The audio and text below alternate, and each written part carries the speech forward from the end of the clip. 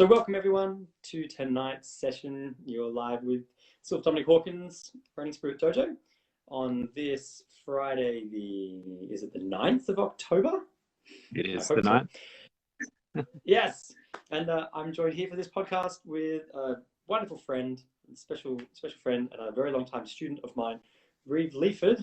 Welcome to the show, Reeve. Oh, thanks for having me, Tom. Big fan. Long time listener, first time caller. Totally. What do you think about the state of it? No. So what I wanted to do was get you on because I want to actually interview one by one the current black belt students in the Running Spirit Dojo, and just have an opportunity to chat to you about your experiences over the last. You've been studying for, this is your 10th year, so it's been 10 years.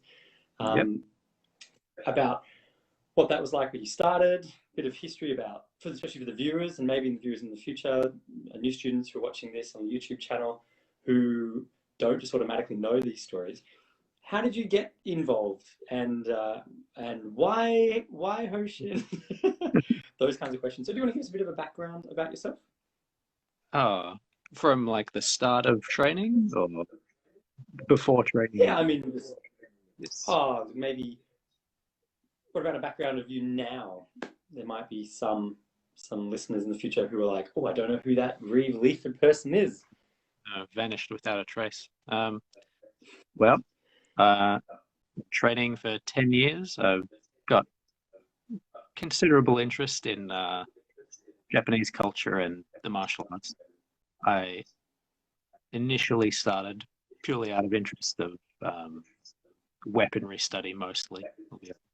As I think most teenagers probably were when they're like, yes, martial arts. I want to use a sword. Shuriken. Yeah. The cool things. But I think even at the time that I started, that was an easy excuse to give, and that wasn't the only reason that I started. And more of an interest in developing myself to some degree. It wasn't like, at the time most people playing sports and that kind of thing. And competition sports never interested me in any way. The ability to like do sports-like things in an environment that was just kind of about learning and being better at it, rather than go out and compete. I think that's what mostly drew me in. And I mean, how old were you when you started? You were 13, 12, I believe. 13?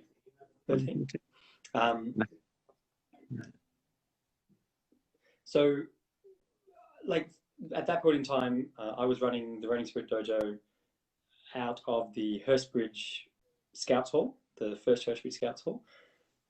Hurstbridge Scouts Hall. That's hard to say. Is it Anzac Avenue? Yeah. In Hurstbridge, and I have a vague memory of you and your father starting at the same time, and your mother popping her head into the dojo one day. I think I was setting up for a class, and she was like, "Hi, you don't know me. Are you guys ninjas?" Is that what's going on here? Because my son and my husband are really interested in martial arts, in ninjas. Maybe I could bring them down. And knowing me, I would have said, yes. That's absolutely what's going on here. I'm glad that you did. That was, I think, incredibly serendipitous, because I think it was only like a week beforehand that I started looking into where to study some kind of ninjutsu, and then found out that, it's 30 seconds walk from my house on the road. Well, I guess I know where I'm going. It was meant to be. Even if you wanted to attend the karate school down the road, your parents might have been like, it's longer than 30 seconds, so no. Yeah, no. If I can't walk there myself, no point. That's right. Yeah, chances are slim. So that so you say you were 13, and you joined with a group of other people, yeah? There wasn't just you. You obviously started with your father, but also there were some friends that Yeah. you ended up bringing along to the dojo. Yeah. I don't know how that came about. I don't quite remember. I guess I must have been talking about it and hyping it up enough that they became interested. Yeah, you're welcome. Thank you. Yeah, they hung around for a while, certainly. Yeah. Yeah. I can think of a whole handful of students, plus your sister studied Yeah. for a really good chunk of time, a number of years. And Mm. she worked as an assistant teacher as well for a short period of time. And your next door neighbours, both the son and the daughter Yeah, it was a attended. bit of I a did a good job capturing half the street for a while there. yeah, especially when we had the firewalks there and Yeah, filled the driveway with just 100 people. with Probably charcoal. confused. Yeah. I have some good memories of the fireworks we had at Will Smith's house there, your next door neighbour, and how gracious they were to Tim and Jacinta, the parents, to give me their driveway every year to set on fire. Mm-hmm. And I remember when we go back the following year, there'd still be Yeah. some coals and charcoal in the dirt from the previous 12 months. And we had some big gatherings. I remember the largest I counted was about 300 people. It was probably the peak when we just packed their place and that whole front yard and out into the street with all the students and their brothers and sisters and friends and family and grandparents. I have fond memories of those times. And so we studied. So you started in 2010, and then we were at the Hurstbridge Scout Hall right up until the end of 2013. January 2014 is when we moved into the factory with Going Green Solutions. Yeah. Do you have any? What are some of your memories of those first 4 years that we spent in the Scout Hall? I have some some killer funny memories of that time. Mostly the Christmas events, putting on a show, and Yeah. the dive roll game. We used to be pretty ambitious with our skits, I think. I thought that we were well classed for the next Broadway act, and I think my favorite. Oh no, I mean my two favorites are definitely when Rory threw Will onto the cardboard table and it shattered. Yeah. That the Chinese tea house scene, that was fun, and then the following year when we had the princess, the weird convoluted plot line Yeah. between the princess and her father goes missing, and she's avenging the death of her father, and it turns out her father is the evil guy. The plot and he's of a that. dragon, is that right? Yeah. I think the plot changed as we were performing it, so it's all an allegory. I think one of my favorite. That's right. That's right. My favorite memory of that particular performance was who was inside the sheet that your dad had painted, and we were rotating. They were turning to make a backdrop scroll as the person ran through the forest. I think that might have been Ella and Hannah. I do not have video footage of that. I think your father might, and I desperately want it because it's one of the only Christmas concerts I don't have any footage of. That to me, that was the real height. You know, the dojo was at its height. There was definitely F grade soap opera theatre.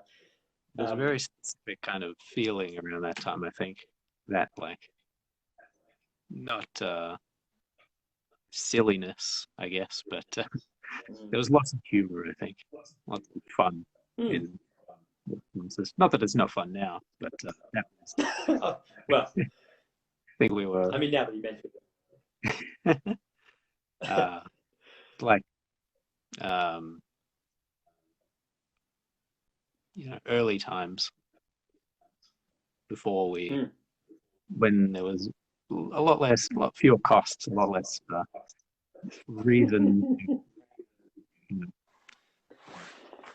It it did change quite a lot, didn't it, in 2014? And then 2014, 15, 16, that was the time we occupied the factory at 946 Heidelberg Kinglake Road. And then September 2016's that transition period where we move into the new factory in Research, on Main Road in Research. That, and I mean, there was a lot changed in that 2014, 15, 16. And I think from my perspective, it moved itself into more of a, the word's wrong, but like more of a professional business, suddenly the costs were very real. and I mean, it was, there were pros and cons. We certainly did, some things got lost along the way. And then the dojo was able to start employing people. You're probably the longest running employee of the dojo out of all the students. I mean, do you remember when you started? Was it with the classes at the Scout Hall? Because I remember there was a small group when I had Tuesday kids sessions. Yeah, I think it was Tuesdays or Fridays that I started. I think of orange belt, yellow belt. Wow. That's a while ago. And what did we do? I remember having to run a meditation for the kids at one point in that, like early on. Yeah, right. Gee, I threw what you in the mix, didn't I? I'm like, I don't know what I'm but they did. And I probably said something like, "Nah, you'll be fine. Just wing it." Just think about what I say in the class and make it childlike, make it child friendly. I think they just nearly fell asleep, so I count that as a success. Yeah, total success. Do you, when you think about, say, the difference in what you just mentioned before about the classes, and not just the fun and the humor of it, but the whole atmosphere, what do you think it was that changed from when we moved from the Scout Hall into the first factory? I think mostly for me, it was probably, by that point, I was older and probably focused on different things, school and stuff. But I think we got a couple more sort of consistent older students once we moved across there. Like I remember Katie was around when Katie joined. Yep, definitely. A couple others. Adult classes. The other neighbours around here. Ben. Yeah, I remember Ben. Yeah, attending many classes. Nick and Sam. Yeah, Parcel Brook. Yeah. So I think I picture the difference between the two, I guess. For the Scout Hall, I picture more of the kids' classes and teens' classes, and us in the adults' classes, even though we were 13 and whatever. Like, because I had all the classes together. Yeah. And then once we had moved across, I guess we were a little bit older.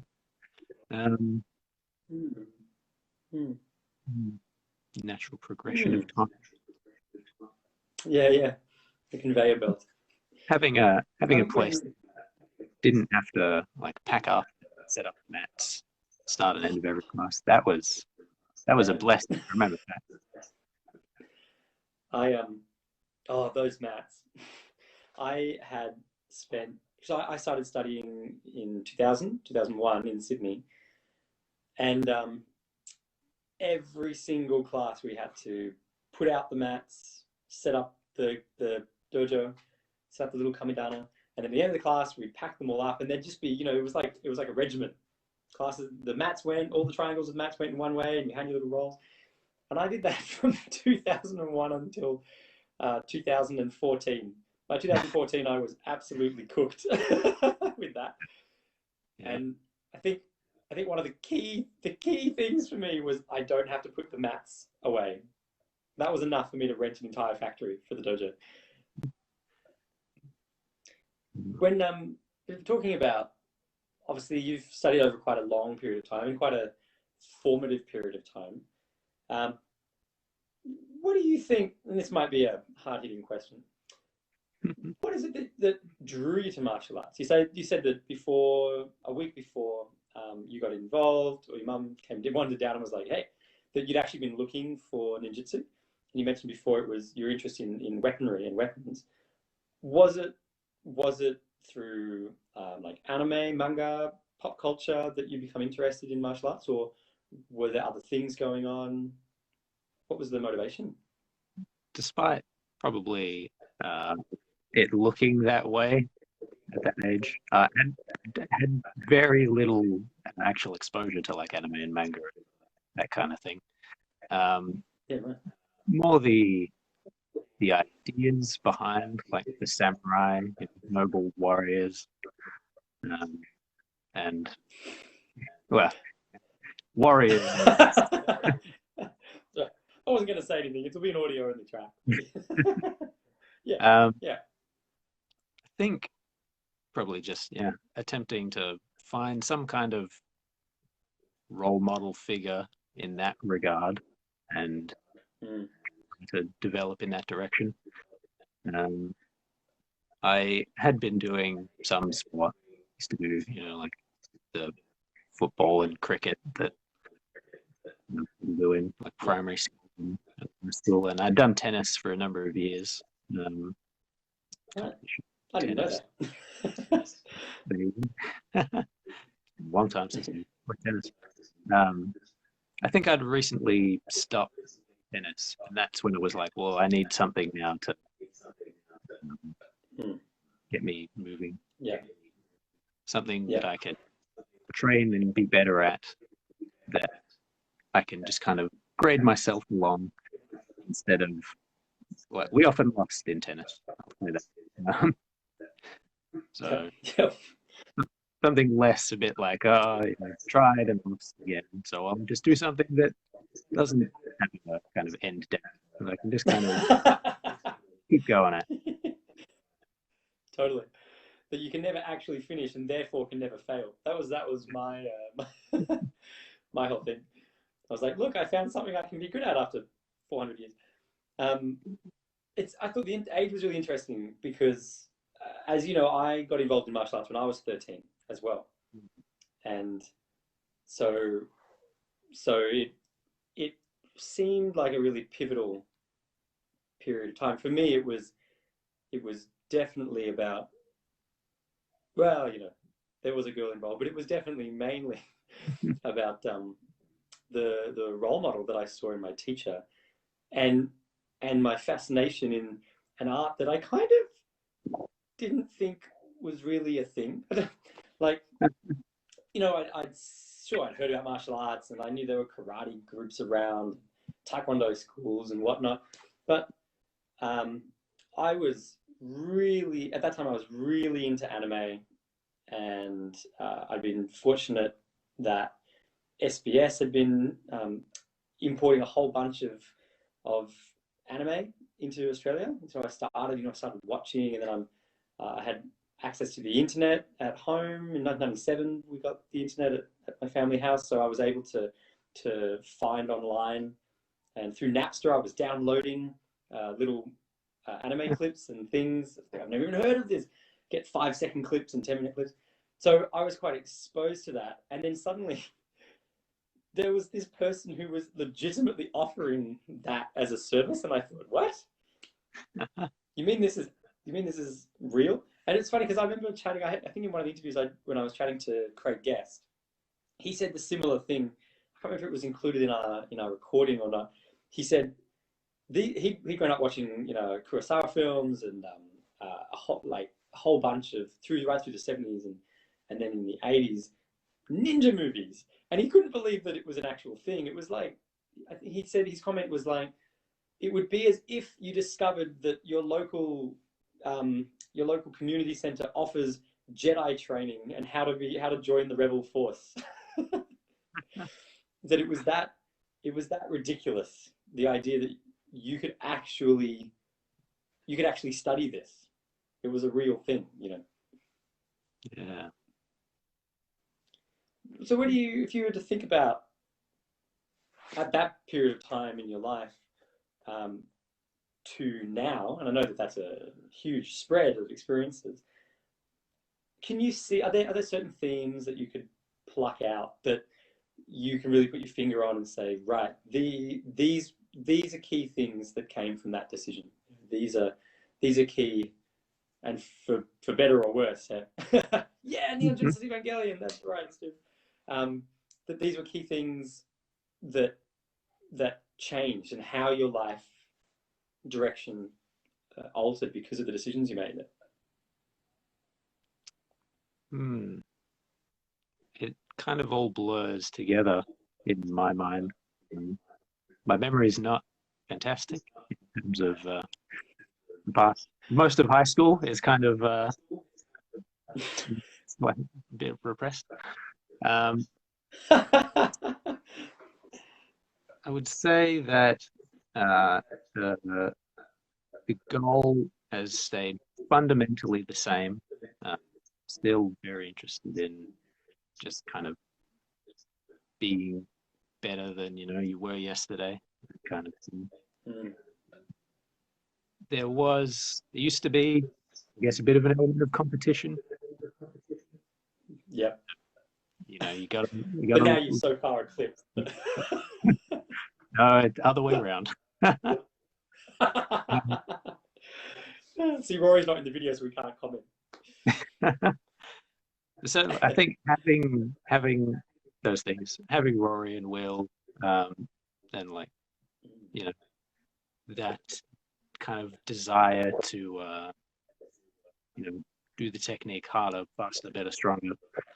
I think that was useful then, but now definitely the way I guess I approach looking at techniques and training, it's almost the complete opposite. It's not about trying to win the technique, which I guess is we see with the teens classes a lot. But it's maturity, I suppose. Well, it's interesting that you say that on some level you feel like that competition being there in the background as a motivator was really useful. Was really helpful, because I don't know about you, but the last 20 years of martial arts have not just been a constant upward level of excitement and yes, it's been these tumultuous waves of for quite long chunks of time, and the chunks of time are getting longer. Each of the cycles is increasing, I'm noticing, where it might be years of feeling not so great about myself in that regard. It's like, I've just wasted my life. I haven't made any progress in any way. And then all of a sudden, the next 5 years, everything's just clicking into place, and it's amazing. So that cycle up and down.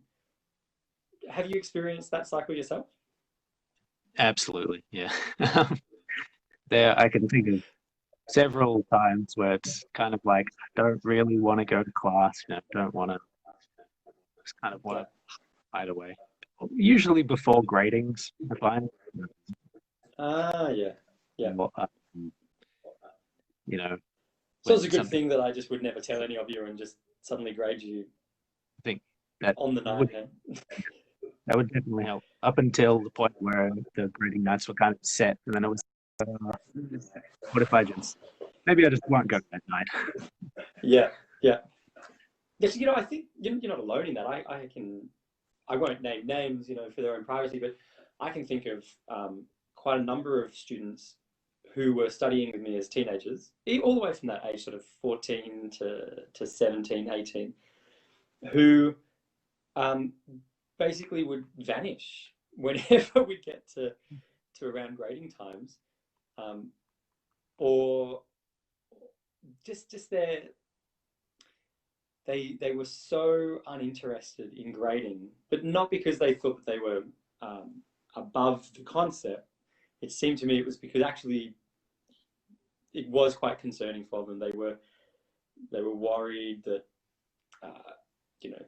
they were going to fail miserably, And to be fair, only half of them did. What do you think that, reflecting on your own experiences, what do you think that was around the gradings? For me or for them? No, for you. For you. I get that you can't speak for them. Yeah, definitely that feeling of unpreparedness and like, oh, I don't think I'm ready for this. I think since my yellow belt, or so gold belt at the time, I think since that grading, which I can still remember, I haven't felt ready for a grading. Anyone. My Yeah. orange belt was the last one where I felt like, yep, I've performed to the degree expected. Got every grading after that has not felt that way. Oh, good. Sounds like I'm doing my job correctly then. And you're like, just below water. So the water level's between the mouth and the nose. I'm not quite sure if you're going to make it or not. Did you, I mean, if we go back, obviously, maybe not the first day that you walked in the dojo, but I mean, did you ever think that you would have the position you have now in the school, especially in terms of teaching and the highest graded student? No, can't say that when I had in terms of like, yeah, I'll do this for however long, and it'll probably just kind of fade away. It's done the opposite, in fact. Yeah, cut everything away instead, which is fantastic, I think, for me. Glad that I found something like that quite early on that is able to keep me interested, even with those patches. Well, which I wouldn't say like it's not being disinterested or being against it. Like, oh, just I want it, but I don't think it'll happen. Yeah. At what point, or was there a point during your study, especially in the colored belt grades and the Q grades, was there a point where you started to think that maybe, especially because you, like you said, you'd started working as an assistant teacher around orange belt, yellow belt?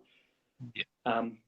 Was there a point after that or before that where you started to consider that maybe you were going to continue studying in towards that direction, certainly towards your teaching qualifications? I think probably around yellow or maybe green belt.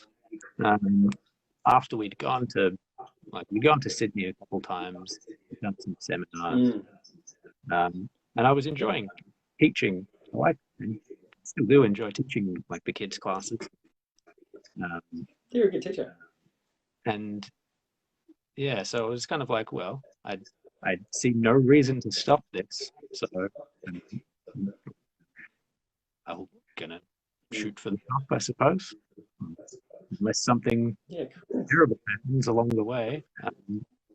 This is where I'm headed. Oh yeah, I'd say around yellow or green belt was where I thought that, well, this isn't just like a fad or a fleeting interest. This is something. There's something to this. I can remember a conversation I had with my grandfather when I think it was around about a green belt, maybe, in the Hoshinden school in Sydney. And I'd be really stabbing in the dark to think of an age, but maybe I was 16, possibly. And I remember a conversation with my grandfather where he was kind of like, look, isn't it about time that you kind of you used the word fad, and that's what reminded me. He was like, "Isn't it about time that you kind of, this phase was done? You were, yeah, that this fad was over, and then you could just really put your focus to task, becoming a plumber, or I don't know why I mentioned plumbing so much. Maybe that's my true calling, or an electrician or something. He had his different list of career trades for me, and and I think it was around that time that, and I didn't say this to him, but I started to work out, like what you just said. Ah, this is fast becoming not just a phase, you know. Mm. It was interesting me on an ever increasing basis, and the more that I studied, the more doors it opened. It wasn't like I was wrapping things up, getting to the end of that study. And so I was like, I don't know if that conversation specifically spurred me into where I am now, but it certainly framed that for me. Other people looked at my experience in martial arts from an outside perspective, and obviously couldn't relate or empathize to the experience I was actually having. That it was quite profound. Mm. Yeah.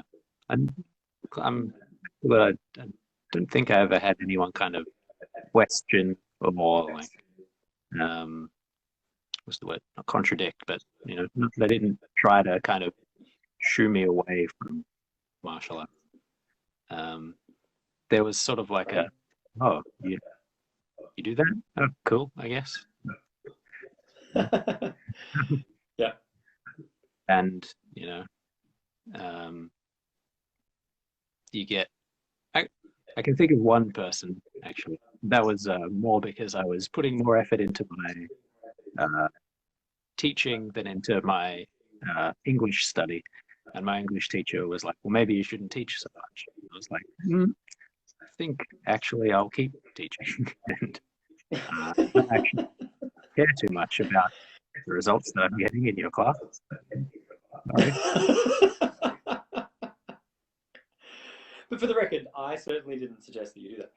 No, that was you. You just definitely were a much more interesting person to be around than she was. So, that's you can. Thank you. I remember very different circumstances, but similar outcomes. Obviously, since you and I started martial arts, very different generations, but a similar age. We were both 13. We would have had quite similar experiences as a young teenage man who's sort of got one foot in the real world and one foot in martial art land, and the weird experiences of the two of them. I remember my teachers in high school, especially because I was working for my teacher as well, volunteering from when I was about 14 onwards, and then working, getting paid and getting paid very poorly, but working probably when I was about 16 at a guess. And my teacher saying the same thing, like, look, this isn't really, it's not really a career. We really advise that you spend that time you don't just go to work after school, you spend the time doing your studies. And I remember arguing with one of my mathematics teachers, probably in year 10, because there were a whole bunch of other peers that I had who were working after school, at Woolworths, packing shelves or whatever. They had small after school jobs. And my argument was that what was the difference? I was working. I was teaching martial arts and studying late into the evening. It wasn't packing shelves at the supermarket. And I remember his response was, yes, but there's a real job. And I was like, okay, I've worked out the problem. Yeah. Having not that kind of talk, but that kind of experience, of like the real world and its real things and dojo, kind of the mindset of like, like in old movies, the someone comes home from work and it's like, oh, take off the jacket and hang up the hat. That was often Yeah. how I felt, I think, coming into the dojo. You're like, oh, I'm home Yeah. from the real world. now I now I'm back in the dojo, back where things are all set. Time to punch something. We should absolutely get a hat rack for the dojo when we get back into the factory. In fact, I'll hunt one down just so you can have that experience. Can come I in, want you to come in, put the hat on the rack, and be like, "I'm home." I'm home. You know, on the mats with an apron over my gi. That's right. I'm like, where'd you get the fry pan from? I remember a funny conversation that Craig, guest, and I had. It wasn't a recorded conversation. We were having a private chat, so I hope this is okay to mention, Craig. But this was years ago, and I'm sure it's fine. We were talking about martial arts career. You know, he runs a huge school and just general like that as a business. And we were laughing. We ended up going out for lunch and continuing the chat. And he said that he's like, you know, if we can't make these work as businesses, then we have to go out and get real jobs. And I laughed.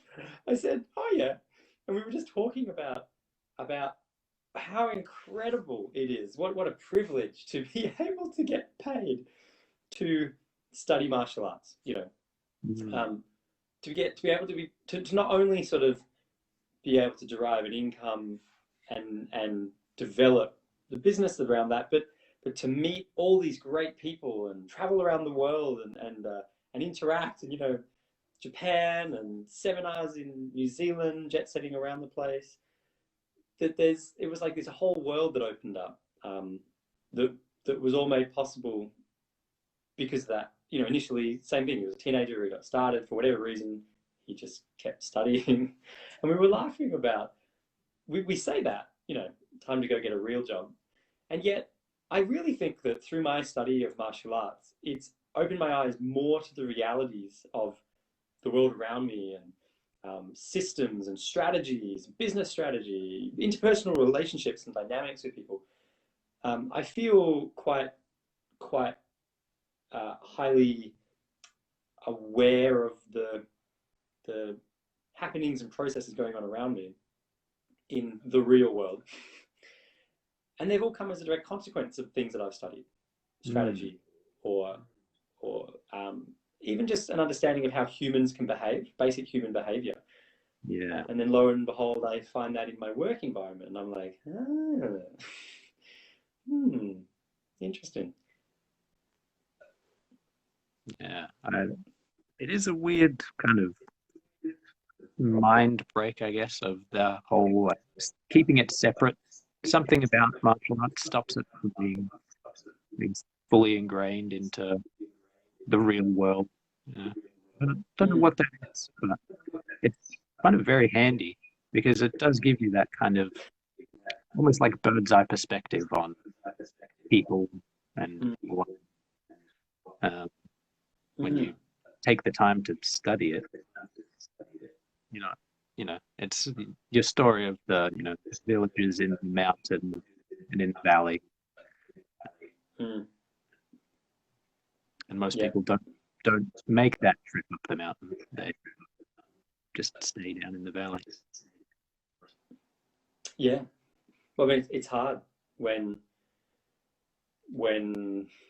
life demands, work, costs, mortgages, children start, you know, piling on top. I feel like if by the time that those things come along, people have already made it a habit of their insular box, well, there's only even more pressure now to really just stay that course, because now there's a lot more extra things riding on it. I feel exceedingly lucky that, you know, and this isn't because any of my teachers said, "Hey, you should go travel the world and do this thing." I just became more and more interested in the culture and the art through my study as a student back in Sydney, and also people. I became really fascinated by the human race, human dynamics, and social interdynamics that that kind of played a part as to why I wanted to travel around the world and meet other cultures and go and backpack through countries that I'd never heard of. I was so fascinated by people, and you know, I started noticing all the interactions that people have all over the world. Doesn't matter what race or system or socio-demographic they're from. There's just some human interactions, you know. And then I started to realize more that, oh my God, those were the same interactions I've been studying in martial arts. These are just kind of almost studying the human perspective. Well, that's what it certainly was for me. I don't know if that was my teacher's goal. I've never asked him straight up, what were you actually doing? If we jump forward a little bit now, talking about your experiences, so just before 2016, just before we left the first factory in Hurstbridge, you completed your Shodan exams. Yep. You got your teaching degree, and then a few years later, we've fully all moved over across to the new factory. A lot of, it's been a big wave of change, the whole dojo in that process, and then you suddenly found yourself up for your Nidan exams, and I don't know whether you knew beforehand or not that you were going to be set the essay topic as part of your examination. I don't. Yeah, I don't. That the Nidan exam and the essay that went along with it definitely was, I think, the biggest jump I felt in any of the years of study. That the Shodan exam was different in that it was on the weekend and it was in front of an audience.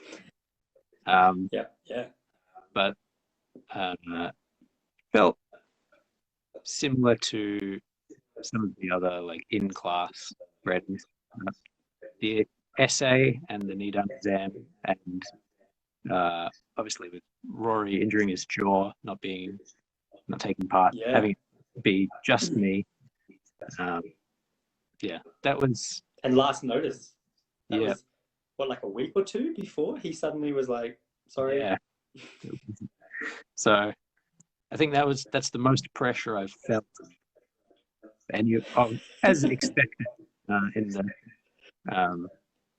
in the ramping system, but definitely more than I was expecting.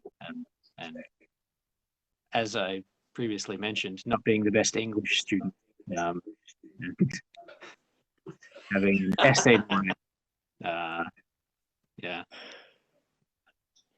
played against me. Oh no! Damn! I totally should have stayed in that class. Yeah, she was onto something. Damn. Yeah, that's right. You wrote well.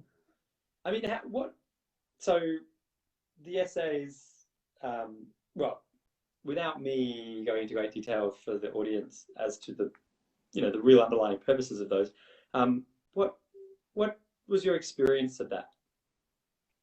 And what did you find that did? The, I'll say, complexity of the prompt, definitely it appeared complex, but I guess from talks and meditations in the past, I had a good idea of what it was that you were asking, I think. I hope. Yeah. Whether I expressed that in writing, I'm not sure. It took me a little while to get it started, for sure, to actually put some words down.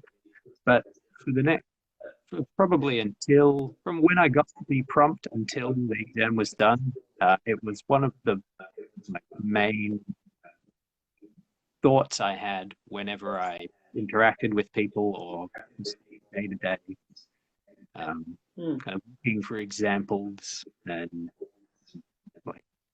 letting it kind of color how I acted. In that time, I was probably a bit more sedated, kind of like an observer, maybe.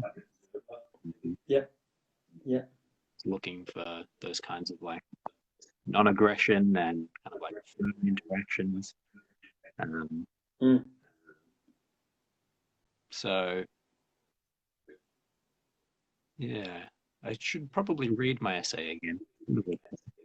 Um, I I thought you did a really excellent job. Um, and I thoroughly enjoyed writing my reply essay to you. That mm, was that was that was really enjoyable. Um, so for the audience, for those, because there are, obviously there's Shodan students now who will be taking their Nidan exams, over the coming months or years, and um, uh, two of those students have their own essay topics, briefs. So they're in the position that you were in, Reeve. Um, and to point that out for them, the essay that's set at the Nidan level is to begin not just getting a contribution of works from the student body that just go into the aggregate writings, the dojo collection of papers and writings, but to provide an opportunity for the teacher to get to pitch a kind of a self-fulfilling question that is hoped to be, doesn't always get it right, but the hope is that just by having to answer that question, it takes you on a bit of a journey, either through history or through your own exploration, and experimentation of the topic in order to be able to answer the question, and then bring something to the surface, shows something. And so for the listeners at home who are either approaching that or think about that in the future, the essay that you guys write, your Nidan essay that's given and needs to be finished and presented before the exam, the physical exam, that is public works. That's put up on the, with the dojo works and writing. Your teacher writes a private essay response to your essay, mainly commenting and prompting further discussion and further thought, and yeah, really just commenting on the discoveries. And that's a private essay that's respond. It's like a letter back to the individual. And those, I really enjoy. I feel very grateful, very blessed. I get to be in a position in that role where I get to be the one who has to pitch those questions and then write those response essays. And I'm sure one day, Reeve, it's the same thing. You'll have your own students at that kind of level, and you'll be having to distill into one question something that you think might really help and assist them in their own, wherever they're particularly at that point in time in their experiences. I think my essays are up in the writings. I'm just trying to think if they're on the website. I'm pretty sure they are. If not, I can add them in. I have them, same day of public works. I think that things like that, these are always the things that for me really contrast Hoshin from a whole bunch of other arts that I have found and had fun studying over the years. There's kind of this tedious demand for bettering.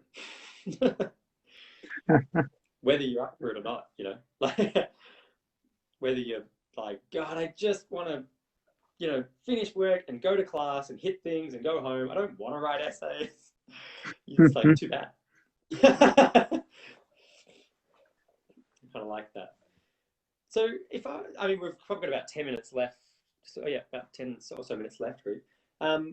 If you were to look at what it is that martial arts has done in general, what do you think? Is it possible to put words to that? Are there some key words that you could draw out that you're like, yeah, this is something I think has really been brought to the surface? Or maybe the opposite. This has absolutely ruined me. Well, I don't have getting those 10 years of my life. I think I'm not quite that blunt and jaded yet. Maybe one. 10 years. Yeah, I don't think I could imagine what I'd be doing right now if I hadn't joined dojo. I have no idea if I like what kind of person I would be in that regard. Um, I think the Red Belt Challenge was very good at developing not just the kind of inner feeling of like willpower and the ability to find satisfaction in, you know, uh, yourself rather than outside things. It's definitely very helpful in uh, practicing to hold on to your ideas. I find that, you know, Hmm. especially at that age when, you know, anyone you tell is like, why are you doing that? That's stupid. Just eat the sugar. Mm. Just drink. Yeah. So, Yeah. and it's like, Just actually, lie. why not just lie about it, you know? And it's like, well, you're kind of Yeah. missing and I'm not gonna do that. And they're like, no, just do it. And so the ability to, yeah, I guess resist that kind of um, those those people that for whatever reason like to kind of question things for no reason. Um, Dealing with that, which I think has helped me a fair bit. Um, Mostly, I'd say emotional development. I was never particularly athletic. I think I probably still am not, despite Hmm. 10 years of trading. Yeah. Uh, Yeah. I think I think Same. the most I ever gained from that was, you know, a good cardio level. I don't I'm not particularly Yeah. strong, I don't think. Um, but you know, I know people that are like, oh, push-ups. Can't even think of doing push-ups. So Hmm. you know, the mental fortitude, I'd say, is probably what I think Mm. the most out of training 10 years. Um, Yeah. something No, that'll that's a great answer. something that'll last longer than my body, maybe. Than the muscles. Mental fortitude. I like that. It's funny when you were just commenting before about the red belt challenge, now called the 12-week challenge for copyright purposes. Um, um, something that you just struck my memory when you said that obviously while you're doing that, it's quite a crazy challenge, and you wander around in your day-to-day life in society, and you tell people, and they're like, "That's a terrible idea. Why would the hell would you choose not to eat chocolate or for 12 weeks or who does that?" I remember a student, again, I won't mention names for their own privacy, but I have such a good memory of this conversation. It was actually on the mats one class. It was right before this student left. So they've been training for a number of years, and they started as a teenager. Um, and then right before they left, I think they were trying to give me a little bit of a like, whatever. I'm better than this. I'm so cool. I don't need this kind of thing. A fresh adult.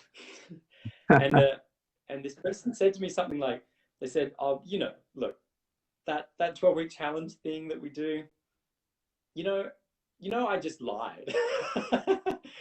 And they said, and I know heaps of my colleagues and friends, well, they didn't use colleagues, heaps of my friends, I mean, they used to just lie to you. And I said, great, that's awesome. Good luck with that. And I remember this conversation started where this person was a little bit confused because I don't know, I kind of wonder if maybe they were hoping or thinking that I would somehow be offended by that, or or that I do I tell them off. Some strange, I'm not quite sure what position of authority they put me on, what kind of pedestal they put me on. But I ended up sort of saying to them, it's all good. Like, it's their life. If they're if they're not interested in developing those character experiences of uh, being able to just set plans and stick to them. That's not my problem. Good luck with that, you know. And I think that was probably the last of the conversation. They were a little bit perplexed and a bit puffed out of that, and that was that, you know. And I thought it was such an interesting comment for them to make, as if they thought that they were doing the 12-week challenge for my benefit, you know. Yeah. Somehow, like I had to remind them that my life didn't get better because they didn't eat chocolate for 12 weeks. That wasn't, you know. So it was interesting. Yeah, I remember as a teenager, it's funny that you mentioned the 12-week challenge, because that was pivotal for me. Yeah. And I've told this story lots. I'm sure you know that. It was mainly because I was drinking a lot of alcohol at an age that I really should not have been. And it was all for motivations of trying to be liked, trying to gain social status, you know, at the parties at my high school. And the 12-week challenge was the final little bit that just ended my social life. It was my high school social life ended because of that, and for the better. And it was a chance for me to reset my priorities and be like, oh, all these people are never going to like me. In that, you know, these are people who I don't share any common relationship with. So mimicking them and emulating them as a 13-year-old, 14-year-old is to what end, you know? I think that at that point I was like, I felt like I was free of a burden. I thought I was having to live up to these expectations, then realizing that I could actually just make self-determination and I could make self-determining decisions that didn't necessarily need for me to look popular or, you know, look trendy. And that's really been, I'd say I've carried that with me my whole life since then. Looking trendy and being popular is way down on the list of priorities. I think it's done me quite well. So as we wrap up, so we're right on 9 o'clock. For people who might be listening to this in the future, especially if there's new students, Reeve, if there's, you know, white belts who jump on the YouTube page and then find this podcast and have a listen, obviously we know that they're going to be going through these waves of eagerness and complete dismay, and all of the pitfalls that come along through the martial arts study.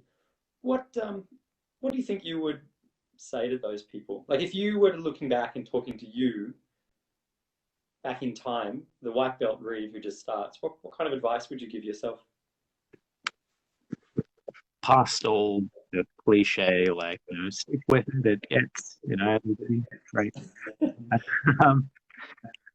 I would say, if you can find even just one little bit of class that helps you in some way, you should stick to it and just polish that as much as possible until you can find no more use in it.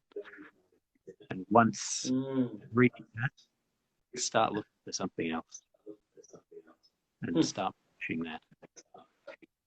You don't have to do everything all at once. You can pick one thing and you can train it, and then you can move on to the next thing. Spend the next decade working on something. That's excellent. Thank you very much for joining me for the chat, Reeve. Excellent to get to have an interview with you. So this recording will be put up as a podcast onto the YouTube page. Thanks everyone, audience, for joining us for this Friday night session, and thank you again to Reeve Leaford. So I should call you Sensei Reeve Leaford. I'll give you your official title, or Leaford Sensei. I mean, as of this point in time, the highest graded, most senior student in the dojo, and most likely to succeed me if I suddenly tragically die tomorrow. But absolutely. As I keep saying, and I'll say it again. Definitely suspect Reeve. I've said it before and I'll say it again. Please don't die suddenly anytime soon. That's right. I think I kept threatening it to you and Rory at one point, and you were like, "No, don't." And Rory was like, "Whatever, man. No problem. No skin off my back." So I'll ask him what he thinks in the next follow-up interview. Thanks very much, Reeve. I really appreciate you joining me. Thanks for having me. I'm always happy to talk.